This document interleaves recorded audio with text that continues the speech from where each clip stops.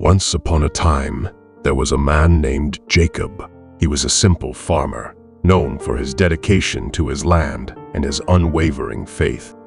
The people of the village often sought his advice because of his wisdom and deep belief in the divine. One crisp autumn morning, Jacob woke up with a strange feeling. The night before, he had a vivid dream unlike any he had ever had. In the dream, he was standing at the edge of a vast, dark forest, surrounded by towering trees that seemed to reach into the heavens. A soft voice, barely more than a whisper, called his name from within the depths of the forest. "Jacob," the voice said, gentle yet insistent. "Do not enter the forest. There is danger there, and you must heed this warning." When Jacob awoke, the words echoed in his mind, leaving him uneasy. He was not one to ignore his dreams, for he believed that they were often messages from God, guiding him through the trials of life. But this dream was different. There was a sense of urgency that he couldn't shake, as though the message was not just for him, but for others as well. As the day went on, Jacob couldn't focus on his work. The dream replayed in his mind, and the warning grew louder with each passing hour. Finally, unable to bear the weight of the message alone, he decided to share it with his closest friend, Samuel. Samuel was a blacksmith, strong and sturdy, with a deep laugh that could be heard across the village. But when Jacob told him about the dream, Samuel's laughter faded, replaced by a furrowed brow.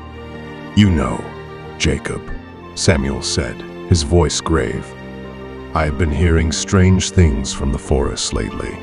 The animals seem restless, and there is talk of something moving in the shadows. Perhaps your dream is a warning, not just for you, but for all of us." The two men decided to visit the village elder, Elias, who was known for his wisdom and connection to the divine. When they arrived at Elias's home, they found him sitting quietly by the fire, his eyes closed in deep thought. After hearing Jacob's dream, Elias nodded slowly. "Dreams are often the way God speaks to us, especially when there is something we need to know," he said. "This warning is not to be taken lightly.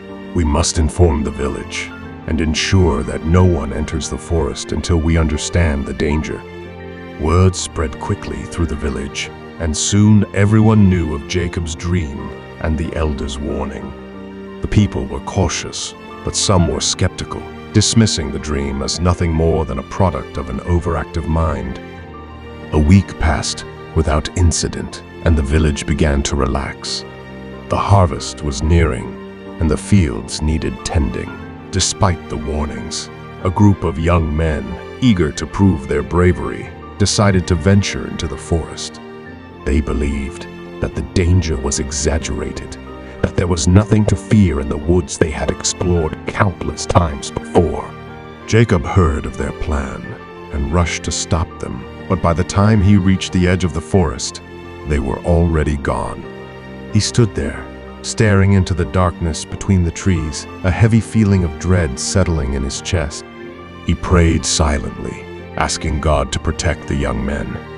But he knew deep down that they had made a grave mistake. As night fell, a storm rolled in, fierce and sudden, with winds that howled like a wild beast. The villagers huddled in their homes, listening to the storm rage outside, their thoughts heavy with worry for the young men who had defied the warning. Morning came, and with it, a terrible silence. The storm had passed, but the village was tense, waiting for news. It wasn't long before a group of searchers, led by Jacob and Samuel, set out to find the missing men. The forest was eerily quiet as they entered, the air thick with an unnatural stillness. They searched for hours, calling out the names of the young men, but received no response. Finally, deep in the heart of the forest, they found what they were looking for. The young men lay in a small clearing, their faces pale, their bodies still. It was clear they had perished, though no visible cause could be found. The searchers bowed their heads in sorrow, knowing that the warning had been true, that the danger was real. Jacob fell to his knees, tears streaming down his face. "Why didn't they listen?" he whispered.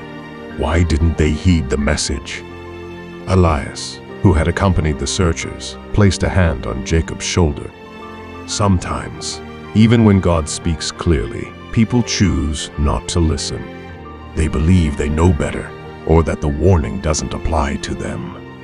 But God's messages are never without purpose. We must learn from this, Jacob, and ensure that in the future, we do not ignore his voice. The village mourned the young men's loss, but they also took the lesson to heart. From that day forward, whenever someone received a dream, a vision, or a message that felt divine, they shared it openly, and the village listened. They understood now that God's warnings were not to be ignored, and that they were given to protect and guide them through life's trials. Jacob continued to dream, and each time he paid close attention, knowing that the messages were gifts, a way to navigate the unknown. The village flourished under this new understanding, growing closer as a community, united by their faith and their willingness to listen. And so, Jacob's dream became a story passed down through generations, a reminder to all who heard it that when God speaks, it is not a voice to be dismissed or taken lightly. It is a guiding light in the darkness, a call to safety and wisdom, meant to lead his children through life's trials and triumphs, if only they have the courage to listen. The wrath of God is revealed from heaven against all ungodliness and unrighteousness of men, who by their unrighteousness suppress the truth. What can be known about God is plain to them, because God has shown it to them. His invisible attributes, namely, his eternal power and divine nature, have been clearly perceived ever since the creation of the world in the things that have been made. So they are without excuse.